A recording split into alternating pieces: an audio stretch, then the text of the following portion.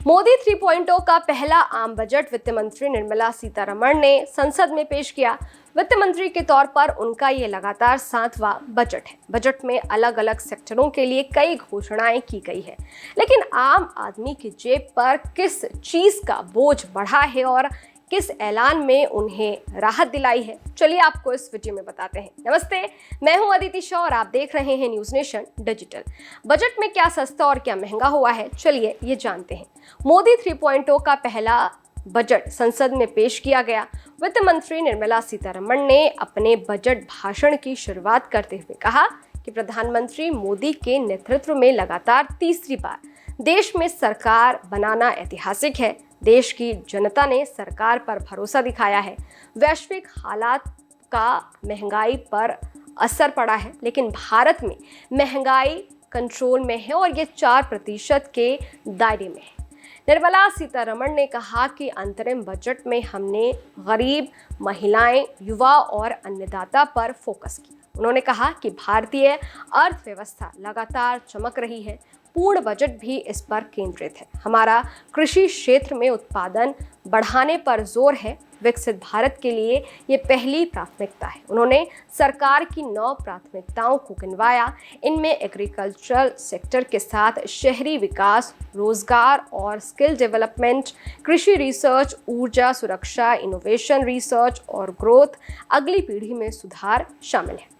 वित्त मंत्री निर्मला सीतारमण ने आम बजट में बड़ा ऐलान करते हुए कहा कि कैंसर की दवाएं सस्ती होंगी। मोबाइल और मोबाइल चार्जर समेत अन्य उपकरणों पर BCD 15% घटाई गई है। इसके अलावा सरकार ने सोना और चांदी पर कस्टम ड्यूटी कम करके अब 6% कर दिया है। इसके बाद सोना चांदी की कीमतें कम हो जाएंगी। इसके अलावा लेदर और फुटवेयर पर कस्टम ड्यूटी घटाई गई है। वहीं दूसरी ओर टेलीकॉम उपकरण महंगे हो गए हैं। इन पर लगने वाली कस्टम ड्यूटी को 15% कर दिया गया है। क्या सस्ता हुआ है और क्या महंगा हुआ है, आपको आगे ये भी बता देते हैं।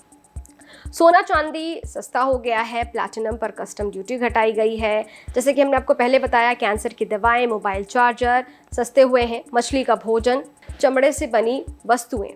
इसके अलावा आपको बताते हैं कि बजट में क्या महंगा हुआ है। अमोनियम नाइट्रेट पर कस्टम ड्यूटी बढ़ेगी।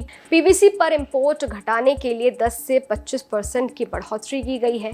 वहीं इनकम टैक्स को लेकर भी वित्त मंत्री निर्मला सीतारमण ने बड़ा ऐलान किया है। वित्त मंत्री ने अपने ऐलान में कहा है कि स्टैंडर्ड्स डिडक्शन को 50,000 से बढ़ाकर 75,000 किया गया है। अब 3 लाख तक कोई टैक्स नहीं देना होगा। 3 से 7 लाख रुपए तक 5%, 7 से 10 लाख रुपए तक 10%, 10 से 12 लाख रुपए तक 15%, 12 से 15 लाख तक 20%, 15 लाख से ज़्यादा की सैलरी पर 30% टैक्स लगेगा। इसके अलावा मुद्रा लोन पर भी बड़ा ऐलान किया गया है। मुद्रा लोन की रकम 10 लाख रुपए से बढ़ाकर 20 लाख रुपए किया गया है। वित्त मंत्री ने कहा है कि सब्सिडी की पहुंच बढ़ाने के लिए अगले 3 साल में नई ब्रांच खोली जाएंगी।